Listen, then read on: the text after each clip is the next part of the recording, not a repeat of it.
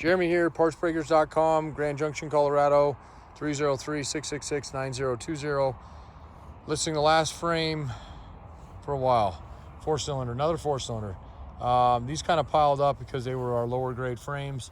And now that we've gone through all our nice frames that are significantly more expensive, I mean, they run about $1,000 more, I have time to do these. So we really try to pride ourselves on our quality out here, and so these do take a back seat. This frame is an ugly frame, let me put it that way. I shouldn't say that about any frame, because I mean the reality is that on East Coast Midwest frame, this is almost, it could be an A grade easily, because I've been out there, I deliver out there, I see what's out there and whatnot. So most of this frame is literally surface, meaning it's not even material taken off. It's not scaled. A lot of it is just rough, where if you let it go untreated, it definitely would end up there, especially if you introduce salt to it. So this is definitely a good client for a sandblast. And other than that, I think this frame will clean up nice. I scoped the inside of it, as I do every frame we get, just to make sure, and it's the same way. There's nothing flaking off on the inside, no buildup or anything, but I don't see any of the fresh paint that I do when I get onto like one of these grade A frames, which I have one left right now, a 4-cylinder. But nonetheless, I show these. We sell these very quickly. They're priced very cheap. Usually that we're around $1,200-1,300 for a frame like this. And then we do, delivery. If I'm doing it, it's $500. At the time, it's 2022.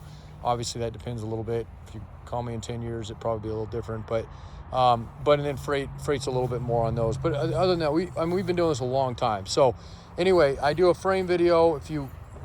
I'm sorry I'm repetitive. You've seen these before, no worries. Just move on, fast forward through most of this. But if not, if this is your first time, we do these on every single big part we sell. The goal is we do this, I do this as if you were standing here next to me having a conversation. And that way we can both go through it. Sometimes I miss things, especially when I'm picking them up.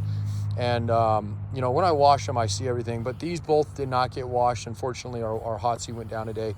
So hopefully I'll have that back up and I can get it clean before it actually gets sent. However, the video here helps me go through it one last time. I've already looked it over, but sometimes the video, just scanning it as I go through it here with you, allows me to catch something I didn't see before, and it happens. So, and I'll adjust price down. I mean, I've started on A's before and gone down to B's. All of a sudden I see, a broken belly pan bolt or something that you have to spend a little time on, and that, obviously I take that into account. This one's still got a bump red on it. That does have to come off because it goes over there's actually two of these. If you're not used to these are what factory comes on a YJ. That will come off if you need it. I don't mind throwing that in, although we do charge for those usually. That one's actually in decent shape, but and it does have a couple brackets where they had a hitch on this guy here and here that have been welded on. We cut them off on the base, but if you wanted to go back to just factory or put a flat bumper on the back, you'd want to grind those off. They're not done. They're done well, but not well enough to cause somebody a lot of hardship pulling. So both the holes on the top, and that's one of the things. I mean, again, you get down close to this frame, right? So, and you can still see there's even still some paint on these, but there's no material being lost here. Nothing in any of these actually.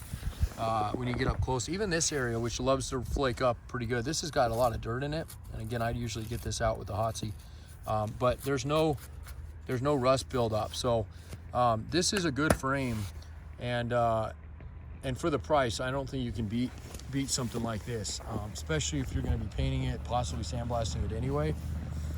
If it was me and I was going to be sandblasting something, this is ideal for that purpose. I have a hard time sandblasting our A frames because it doesn't really need it. I mean, people do it, but again, this is more of a candidate if that's kind of your intention.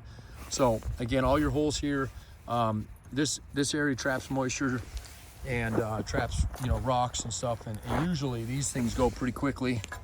You can see they're all nice and clean all the way up through the front. This area here, super common area, especially in the Midwest, East Coast, to see some sort of flaking. And there's just no flaking on this frame at all. It's got, So these are going to need to be taken off if you want to go back to the front bumper cover that goes there. Again, not hard. They didn't do a very good job of it. And if it's something you want us to clean up, I price it as the price it is. Anything we do extra to this does cost labor. That's why we price them where we price them. But if it's out of your wheelhouse and it's in ours, I don't mind doing that. The bumper needs, it will come off. Again, I didn't have time to do that today. That bumper's got a ding on this, on the right here in this middle.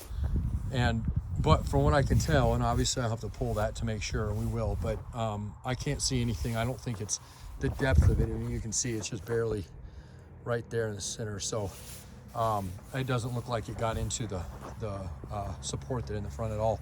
But if it is, we'll obviously call you. I mean, that's all there is to it. I mean, it's kind of like when we do pre-dismantle videos, which just means the Jeep was whole. Every once in a while, we get something that we didn't expect. So again, nice clean front portion.